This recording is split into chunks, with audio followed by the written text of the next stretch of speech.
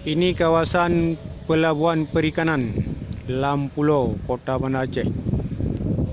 Itu Sabang, Sabang Pulau Aceh. Pulau Aceh bersama Pulau Bereh. Yang itu baru Sabang. Itu namanya Pulau Sabang, Pulau Pulau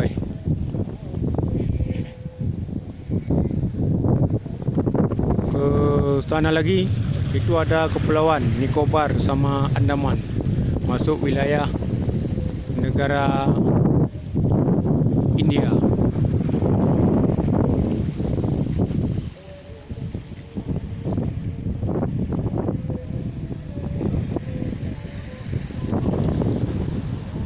Inilah pelabuhan perikanan Lampulo, Kota Banda Aceh.